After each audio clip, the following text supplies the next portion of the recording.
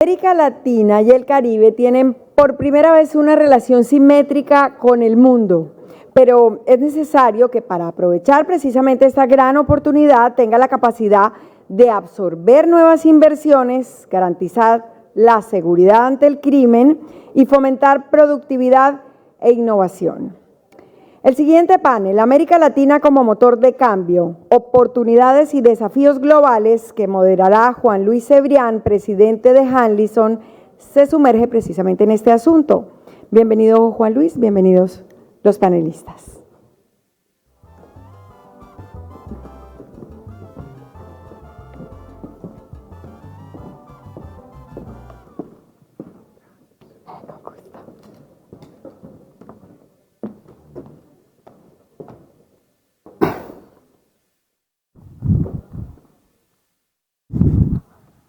Buenas tardes a todos. El panel se pregunta sobre las oportunidades y riesgos en la globalización, en un mundo global. Y lo que estamos asistiendo es al cambio del orden mundial, a la creación de un nuevo orden mundial que todavía no sabemos cómo va a ser, pero en el que aparecen potencias emergentes muy fuertes, como no solo China, India, Brasil, que conformaron inicialmente los BRIC, ahora más extendidos, la incógnita sobre las aspiraciones imperiales de Rusia en medio de una guerra muy cruenta en Europa y de otra guerra todavía más cruenta y más preocupante en el Medio Oriente, y qué pensar. ¿Cómo pensamos cuál va a ser el papel de América Latina y de Iberoamérica en ese nuevo orden mundial? Normalmente ha estado alineada con el llamado Occidente, bajo el paraguas fundamentalmente de los Estados Unidos, pero estamos asistiendo, como digo, a una reordenación de la geopolítica que afecta directamente a la economía. Para hablar de eso, tenemos a expertos muy reputados en la cuestión, comenzando por Carlos Díaz Rosillo, que aparte de ser un empresario de la comunicación exitoso y consejero de el Adam Smith Center para la investigación sobre el capitalismo, etcétera y tal, fue director de políticas públicas en la Casa Blanca durante la presidencia de Donald Trump. Y a él le doy primero la palabra para preguntarle sobre esta cuestión de cómo el nuevo orden mundial va a afectar a las oportunidades y los riesgos de Iberoamérica y cuáles son estas oportunidades y estos riesgos. Claro que sí. Bueno, primero, muchísimas gracias. Gracias a Nuria por la invitación.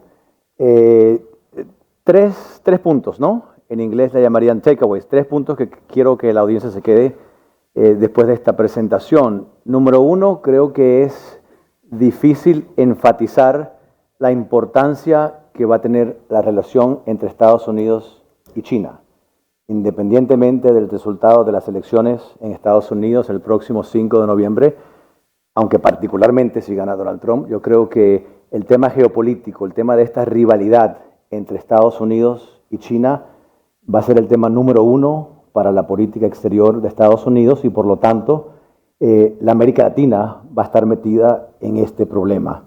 Sea justo o no sea justo, yo creo que todas las relaciones entre Estados Unidos y cualquier parte del mundo va a ser rehén de esta relación entre Estados Unidos y China. Creo que es el tema más importante de enfatizar. Número 2, eso puede generar una gran oportunidad para la América Latina. Yo creo que la América Latina está en un momento de inflexión en el que hay un camino con 2 opciones muy diferentes. Una gran oportunidad que la América Latina puede aprovechar. Y número 2, un camino en que puede llevar a la América Latina, una vez más, para utilizar las palabras de un famoso autor colombiano que nació no muy lejos de aquí, a ser condenada una vez más a otros 100 años de soledad. Y esa decisión va a depender mucho de lo que pase, no solamente entre Estados Unidos y China, sino en las decisiones que toman los gobernantes de la América Latina. Podemos hablar más adelante de eso. Y número 3, esa oportunidad tan grande, ese momento de inflexión que puede generar una gran oportunidad para la América Latina, no va a llegar solo porque sí. Hay que aprovecharlo. En el panel anterior creo que se tocó el tema que va a ser el más importante para la América Latina, una oportunidad que se ve una vez en cada 2 o 3 generaciones, que es el nearshoring, que es la oportunidad de poder entrar en este orden mundial y tomar ventaja de este momento, de esta coyuntura tan importante en la cual vemos que si bien en Estados Unidos no hay ningún tema de importancia en el que los demócratas y los republicanos estén de acuerdo, la única excepción es el tema de China, y por lo tanto, este consenso de Washington que por décadas, por 4 décadas, decía que la estrategia adecuada era acercarnos a China, comerciar con China, tener relaciones positivas con China, y la teoría era muy linda, ¿no? Mientras más nos acercamos, mientras más comercio entre Estados Unidos, Europa y China, más se van a parecer los chinos a los occidentales, más democracia, más libre mercado, más capitalismo, y lo que nos hemos dado cuenta es que eso no ha funcionado, y por lo tanto hay un consenso que dice que la estrategia es traer a todas esas empresas que en su momento se fueron a China, idealmente a Estados Unidos, pero que por razones de regulación, de mano de obra, no es siempre factible, y el lugar adecuado es la América Latina, el lugar más lógico. Y hay países que lo están haciendo muy bien. La República Dominicana creo que es un ejemplo de un país que lo está haciendo muy bien, se está aprovechando de este momento histórico. Otros países que lo están haciendo particularmente mal. Yo creo que ahí hay una gran oportunidad de traer a esas inversiones que, si bien la gran mayoría no se están viniendo a la América Latina, lo pueden hacer. La gran mayoría de las inversiones que se han ido de China se están yendo a Vietnam, a Camboya, a Laos, una que otra a México. Yo diría no gracias a la política pública del presidente López Obrador, sino a pesar de sus políticas públicas, de muchos gobernadores que lo están haciendo muy bien. Creo que ahora con el gobierno de la doctora Sheinbaum creo que eso va a cambiar, pero es una gran oportunidad para que los países con una estrategia lógica, deliberada, agresiva, puedan atraer a esa inversión, y creo que es un momento que no se va a ver por muchos años y hay que aprovecharlo ahora. Muchas gracias. Carlos Felipe Jaramillo es vicepresidente del Banco Mundial para América Latina y el Caribe, y fue vicepresidente del Banco Mundial también para África, con sede en Nairobi. Le hago la misma pregunta, además con un aspecto financiero, porque en el último informe del Banco Mundial se pone de relieve algunos problemas financieros de América Latina. Bajo crecimiento por respecto al crecimiento mundial, arrastrado sobre todo desde la pandemia, un aumento preocupante de la deuda y ciertos desequilibrios financieros que el Banco Mundial expone. ¿Cuál es el futuro en el nuevo orden mundial de Iberoamérica? Si es que Iberoamérica existe como tal, si es un continente único o es un archipiélago. Gracias, Juan Luis, y gracias a Nuria y gracias a Tatiana, que me apoya y está por acá. Mira, esa pregunta que me haces es difícil de responder en solo 4 o 5 minutos. Tuve la oportunidad de vivir en África un tiempo en donde vi la presencia china, tan importante en los últimos, no sé, 20 o 25 años invirtiendo en infraestructura, grandes préstamos. Y ahí hay una experiencia que creo que nuestra región tiene que mirar en detalle, porque hay países que lo han manejado mal y se han sobreendeudado con la China. Ahí hay países que lo han manejado bien, equilibradamente. Y coincido mucho con lo que acaba de decir Carlos. Pero en esta coyuntura en particular, el principal mensaje que yo quisiera dejar es uno más bien de optimismo, a pesar de toda la problemática que tú mencionaste, el tema de la productividad, que es antiguo y que a nuestra región le hace falta. Pero mira, estamos en una coyuntura en que nuestra región, así sea un poco un archipiélago y hay un poco de todo, tiene una constelación de factores positivos que creo que no habíamos visto en mucho tiempo. Lo primero es lo que acabas de explicar, Carlos, que es el nearshoring. Es un momento en que muchas empresas están buscando dónde reubicarse o dónde tener nuevas fábricas para tener alternativas. Y nosotros tenemos una buena parte de la región, una ventaja geográfica, una ventaja de acuerdos de libre comercio y una ventaja cultural, que es una gran ventaja. Pero como escuchamos en el panel anterior, y como Carlos lo acaba de decir, no se está aprovechando al máximo. Tenemos un segundo tema gordísimo, una enorme ventaja, que es este tema del tema verde, el tema del cambio climático. ¿Por qué lo digo? Porque nuestra región es la región con la matriz energética más verde, más del 50% de nuestra energía ya es verde, ya es sostenible, y muchas empresas están buscando dónde ubicarse para producir productos verdes, que se pueda demostrar que la energía que se utilizó es verde, y nosotros tenemos una enorme ventaja en esto. Tenemos agua, tenemos sol, tenemos viento, tenemos todas esas facilidades que no son tan comunes en las otras regiones. El otro tema gordo es materiales importantes para la transición global climática. El litio, el 60% del litio del mundo está entre Bolivia, Chile y Argentina. El 40% del cobre está en la región. Hasta en Colombia, que no se conoce muy bien, hay un potencial de cobre inexplorado enorme, que si se aprovecha bien, el cobre se va a necesitar en volúmenes inusitados en los próximos 30 años. Y esto hay que aprovecharlo. Además del gas, que creo que es un combustible importante para la transición. Y bueno, para no extenderme más, está el tema de la biodiversidad. Nuestra región tiene el 40-50% de la biodiversidad del planeta, el 50% de los bosques tropicales, tenemos el Amazonas, que es un activo global tremendo. Y para terminar, nos dimos cuenta con la guerra en Ucrania que el planeta tiene un problema de alimentación, que estamos produciendo apenas lo suficiente para alimentarnos, pero si hay un problema geopolítico gordo, una guerra de estas, tuvimos meses en que se dispararon los precios de los alimentos.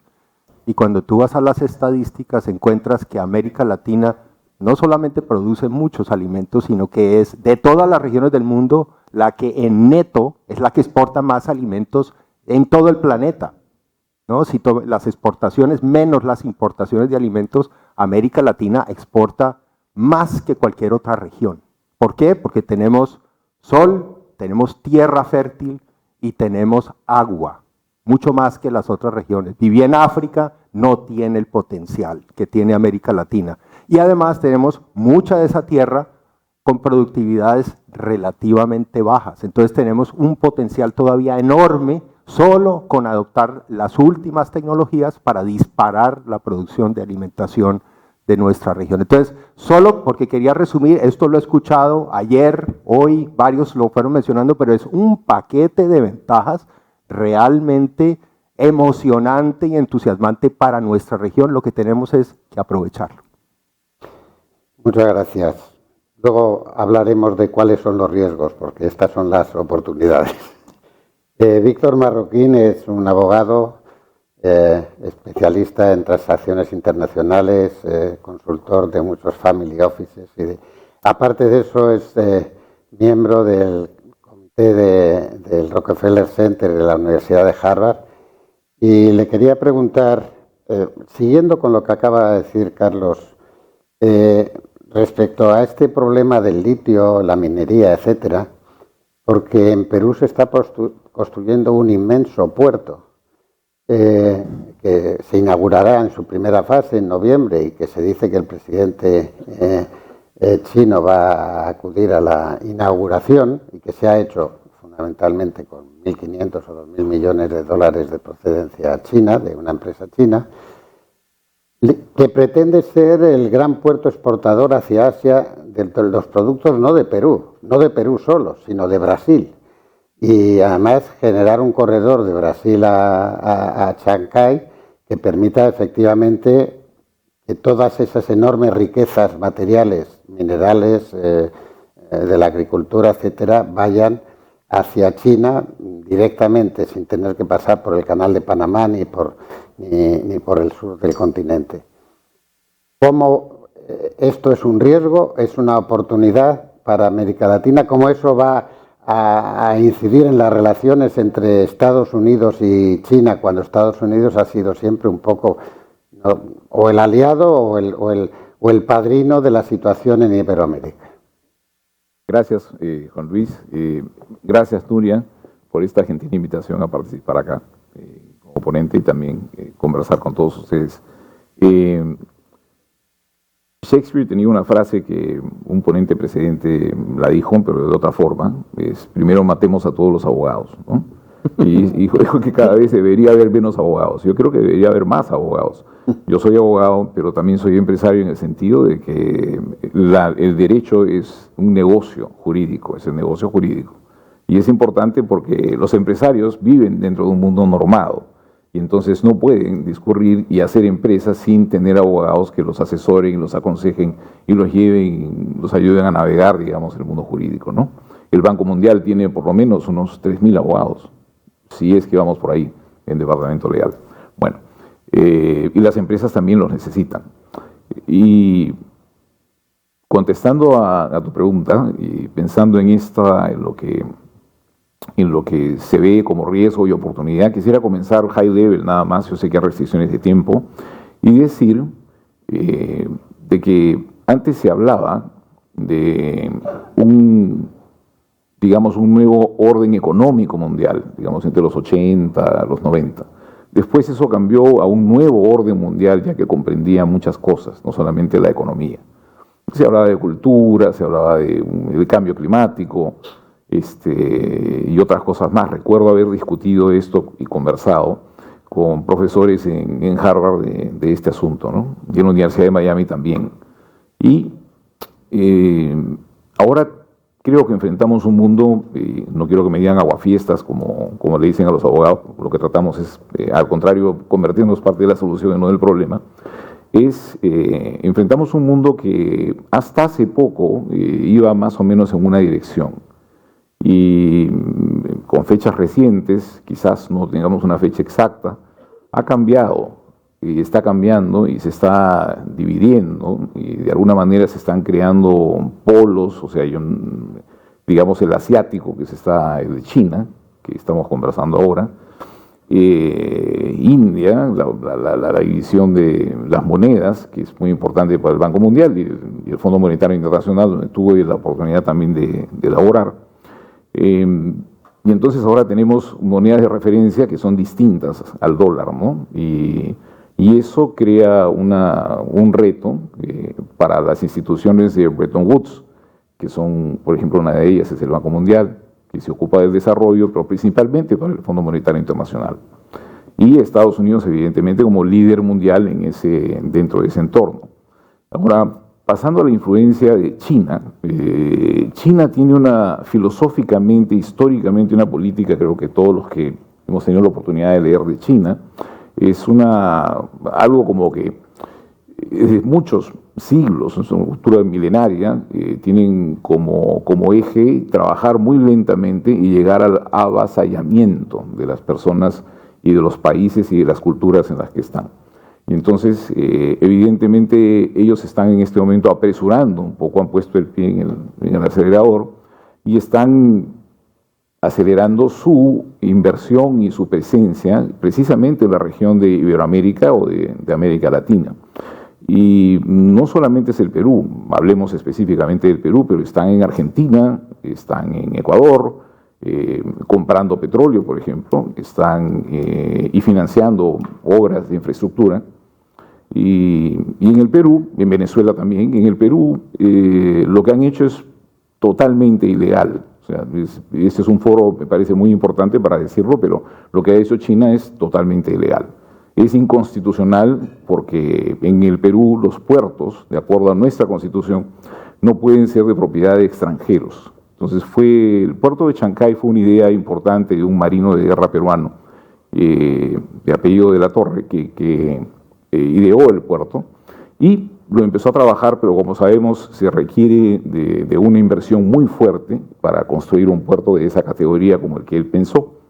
Y falleció en el intento porque lo ganaron los años. Y entonces quedaron los herederos que no eran como su padre, lamentablemente, creo que no habían ido y no existía el Next Generation en esa época, entonces no siguieron las ideas de su padre.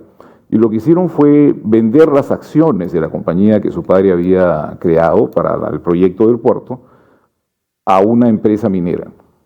Y esa empresa minera inmediatamente convocó un concurso, una licitación internacional, supuestamente una licitación internacional, para vender las acciones. Y sucede que China hace una inversión billonaria y evidentemente pone el precio más alto, sin importar las consecuencias, porque evidentemente no tiene un sindicato de bancos privado que se preocupe cuál es la tasa de retorno de la inversión ni nada, sino sencillamente ellos tienen una política de entrar al país y, digamos, hacer una invasión. Entonces ellos han ganado eso y ahora son propietarios de una empresa privada que es propietaria del puerto. Y tenemos una cláusula constitucional que dice que ningún extranjero puede tener, digamos, propiedad 50 kilómetros de la frontera, ya sea terrestre o marítima. Entonces un puerto evidentemente cae dentro de eso. Es más, el puerto del Callao, que es el principal puerto del Perú, fue concesionado, alquilado, entregado en concesión a Dubai Ports. Ahora, ¿qué va a pasar? Bajo la cláusula de lo que equivalente en Estados Unidos al Equal Protection Clause, van a quejarse y van a decir, bueno, nosotros también queremos ser propietarios del Callao, no queremos pagarle alquiler al gobierno, ¿no? ¿Por qué no? Entonces, terminando esta intervención, sí, el Perú está siendo invadido por China en muchas partes de su infraestructura, carreteras, y lo que dijiste, Juan Luis, es cierto. Lo que quieren hacer es un ferrocarril que viene desde Brasil y que cruza, digamos, todo el territorio a gran velocidad, y evidentemente China lo quiere hacer con su infraestructura y con su tecnología. Cruza el Perú y llega a ese megapuerto de Chancay, y de ahí saca toda la mercadería o todo lo que se exporte hacia China, con mucha rapidez. Entonces, eso evidentemente nosotros no lo queremos, y además lleva con ello también la influencia cultural, y tampoco crea trabajos, porque los albañiles que están construyendo el puerto de Chancay son chinos, no son albañiles peruanos. Han traído en barcos albañiles chinos. Entonces, ahí lo dejo. Hemos hablado bastante del puerto de Shanghái, pero recuerdo que Brasil pertenece a los BRICS, que es quien impulsó las transacciones comerciales en las monedas locales con India y China. Me gustaría, no tenemos mucho tiempo, un poco sobre los temas financieros. ¿Va a desaparecer el patrón dólar? Al fin y al cabo, el patrón dólar realmente quien lo instituyó fue el presidente Nixon, no es que sea una situación similar. ¿Cómo van a afectar las criptomonedas también a los sistemas financieros en un futuro inmediato? Hemos hablado aquí mucho de inteligencia artificial y de nuevas tecnologías. ¿Y cómo va a afectar eso a es un riesgo? ¿Hay un riesgo financiero para la región que normalmente financieramente no se ha comportado nunca con mucha brillantez, para no hablar del caso argentino? ¿Hay un riesgo financiero? Para mí, yo creo que no a corto plazo. Mira, sin duda alguna todavía el dólar sigue siendo la moneda preferencial. Han habido experimentos con las criptomonedas. El caso de El Salvador creo que es el más conocido, pero yo creo todavía en la fuerza de la moneda dura, sobre todo el dólar, el euro. Yo creo que a corto plazo no veo un cambio significativo. Carlos. Yo estoy de acuerdo con Carlos y yo creo que es lamentable que a veces nuestros países se distraen con la última cosa brillante, ¿no? Y hay países que han pensado que la solución a nuestro problema es adoptar el Bitcoin o adoptar el no sé qué. El problema nuestro, los problemas nuestros son muy conocidos y a veces no los queremos enfrentar y buscar una salida ¿no? por la izquierda. La educación, es una vergüenza que la calidad de la educación básica en nuestros países siga siendo, cada vez que la calificamos y la comparamos con otros países, entre las peores del mundo. ¿No? Eso es lamentable, tanto que nuestros países muchas veces se sustraen de las comparaciones para no quedar tan mal. Y el tema de la productividad, de una desconexión total de lo que se hace en las universidades con lo que se hace en las empresas, y con un miedo en participar en los mercados globales, entonces mantener unos mercados pequeños protegidos, ¿no? Que es todo el contrario de lo que hicieron Corea, Taiwán, todo el contrario de lo que hizo la China para desarrollarse, ¿no? La China salió a competir y a demostrar que sí lo podía hacer.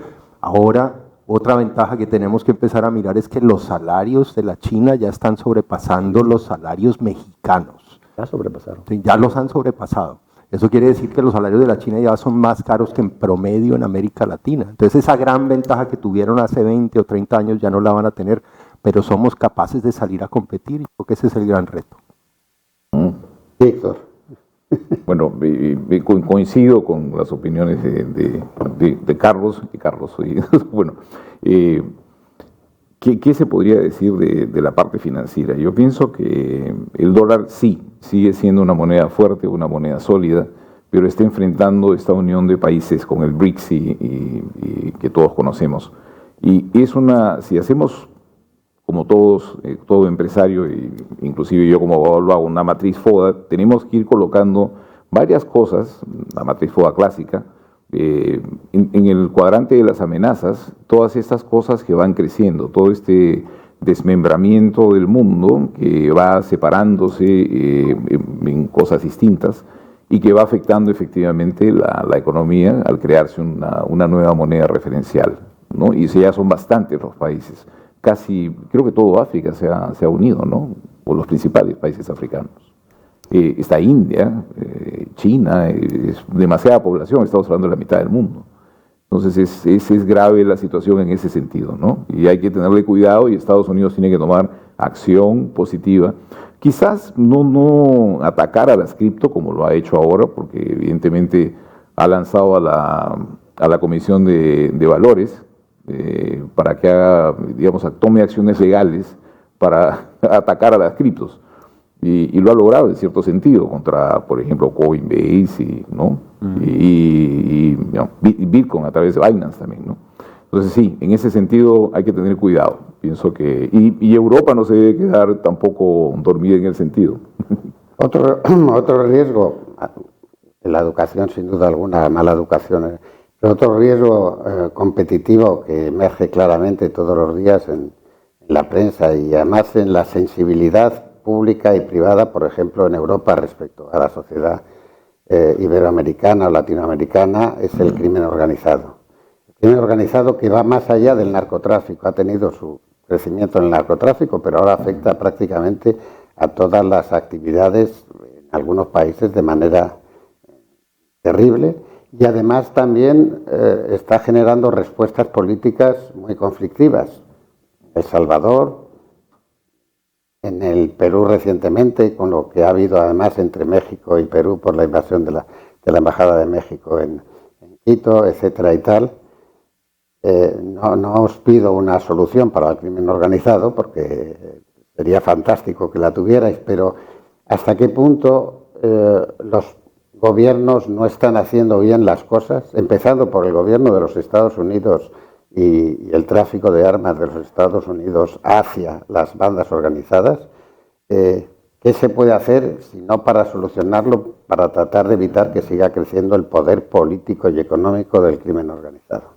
Creo que has tocado el tema más importante que tiene que resolver, o que tienen que resolver los gobiernos latinoamericanos para poder atraer inversión extranjera. Cuando hablas con empresarios que no vienen de la región, americanos, que son los que conozco más, y aquí tenemos un salón lleno de empresarios exitosos, te dicen que si bien un empresario no puede exigirle a un gobierno que su empresa tenga una rentabilidad positiva, sí puede exigir seguridad física, seguridad ciudadana, seguridad jurídica, y ese es el gran reto. Pero me gustaría concluir en una nota positiva, porque si bien hay retos importantísimos, como el reto de la educación, como el reto del crimen organizado, del narcotráfico, Latinoamérica en realidad es una zona, un área llena, es un semillero de oportunidades, y oportunidades que, como dije al principio de mi intervención, no van a llegar solo porque sí. Carlos mencionó una cantidad de bondades que tiene la América Latina, desde recursos naturales, una mano de obra capacitada, a un precio mucho menor ya que el de China, como mencionamos, una cercanía desde el punto de vista de Estados Unidos, cercanía geográfica, cercanía cultural, todas las ventajas que uno quiere. Lo que falta ahora es la segunda parte, que es la gobernabilidad. Para que esa semilla germine, hace falta no solamente la tierra fértil, sino el agua, el cuidado, y ahí es donde hace falta esa gobernabilidad, pero creo que tenemos una oportunidad única y por eso creo que hay que concluir con una nota positiva, porque si bien la América Latina ha sido gobernada por gobernantes que han hecho una labor desastrosa por muchos años, estamos viendo una serie de gobernantes jóvenes, uno que otro a nivel nacional, muchos, como vimos en el panel de los alcaldes, a nivel regional, a nivel local, con excelentes gobernadores, gobernadoras, alcaldes, alcaldesas. Tenemos la alcaldesa de la República Dominicana, de Medellín, como ejemplo. Un liderazgo joven que al llegar al nivel nacional creo que pueden cambiar este rumbo de la América Latina para que sea no solamente la región del realismo mágico, sino la región de la magia, de la buena gobernabilidad y del crecimiento económico sostenible para todos los pueblos. Carlos. Mira, sobre este tema del crimen organizado, yo diría que el problema nuestro es crimen desorganizado y crimen organizado. Yo creo que fuimos muy tolerantes con el crimen desorganizado por muchas décadas y eso ha permitido que crezca el crimen organizado. Creo que es algo que es atacable, creo que se puede manejar con seriedad, con inversiones, con policías, entre otras. El número de policías por habitantes es bajo, cosas relativamente obvias. Y lo que más me preocupa es que, bueno, hasta cierto nivel de crimen no te afecta mucho la economía, pero cuando llegas a los niveles que ya tenemos en algunos lugares en Colombia, cuando tenemos lo que ha pasado en Ecuador, te genera una imagen ultra negativa en la prensa global. ¿Y quién quiere invertir en un país que tiene eso? Por eso solo culmino diciendo que, aprovechando que está aquí Sergio Díaz Granados, que hemos hecho una alianza Banco Mundial con la CAF y con el BID para entrar de lleno en este tema, para ayudar a los países, porque ya no es un tema ajeno a nuestro negocio, que es el desarrollo económico, sino que está afectando el desarrollo económico y social y tenemos que tomar cartas en el asunto. Víctor. Sí. Dos cosas, educación, cultura y el tema del cambio climático, que se habló también ayer. En el tema de educación, mi preocupación viene de que se está dando también un cambio cultural muy grande en América Latina y estamos perdiendo algo que siempre hemos tenido como Iberoamérica, que es nuestra tradición judío-cristiana. Estamos convirtiéndonos digamos, en países sin Dios. Creo que eso es algo que, lo digo como una opinión personal, evidentemente cada persona tiene su creencia particular, pero en Iberoamérica siempre ha sido importante, como una guía de nuestras decisiones y la política, esa tradición que nos ha guiado. Al permitir que vengan culturas tan avasalladoras como la China, por ejemplo, se crean problemas en la educación y inciden en la educación, en los valores de las sociedades que son tan importantes y que los empresarios también intentan proteger a través de todos sus emprendimientos. Yo creo que esa es una parte fundamental. Ahora, el cambio climático, Bruce dijo ayer algo muy, muy claro. Dijo, no puede haber, digamos, una afectación particular del clima en el mundo. Si se afecta el clima en un país, pues se va a causar daño globalmente. Tuve oportunidad de publicar algo en la revista jurídica de la Universidad de Georgetown en el año 94, en el que cité a Pierre Teilhard de Chardin y dije, ¿no?, que cuando se producía un daño, digamos, al medio ambiente en un país, pues afectaba el de todo el mundo, ¿no? Estamos globalizándonos ya en esa época. Entonces, hoy en día, nosotros estamos pensando en toda una serie de alternativas energéticas y de transición, de una serie de cosas, pero China no lo está haciendo. Entonces, estamos sacrificando nosotros parte de lo que podríamos hacer, pero China sí lo hace, ¿no? No vamos a hacer petróleo, vamos a convertir todo en electricidad, pero China no lo va a hacer, porque China consume mucho petróleo y lo trae, ¿no?, de donde sea. Rusia también. Entonces hay que pensar en eso y, digamos, tener de alguna manera buscar un equilibrio para poder proteger el clima, pero sin exagerar, porque me parece que este tema del cambio climático se exagera demasiado, no para el beneficio de América Latina y de los países de Occidente, sino en su detrimento, ¿no? Muchas gracias, estamos fuera de tiempo. Gracias a los tres. Yo quisiera poner de relieve que, como Carlos y como vosotros tres, yo estoy del lado de los optimistas. Yo creo que no solo América Latina e Iberoamérica tienen una clase política muchas veces desastrosa, estamos viendo lo que está pasando en Europa y en los Estados Unidos y por lo tanto no hay nada que echar en cara a los latinoamericanos respecto al deterioro de los líderes políticos y de la clase política, por lo menos no desde el punto de vista europeo. Y creo que, en cambio, por ejemplo, toda la política española hacia América Latina en los últimos 30 años, por no decir más, la han hecho positivamente los empresarios, las universidades, las academias de la lengua, las asociaciones culturales, no los gobiernos. Los gobiernos han estado ausentes y me temo que algo parecido ha pasado con otros gobiernos europeos, etcétera y tal. Pero soy optimista porque eso lo ha hecho la sociedad civil española con la sociedad civil latinoamericana y creo que la sociedad civil en América Latina es cada vez más poderosa, más fuerte, más imaginativa y más patriota, que es una manera de contribuir al crecimiento global. Muchas gracias a los tres y esperemos que efectivamente nuestro optimismo tenga buen resultado. Muchas gracias. Gracias.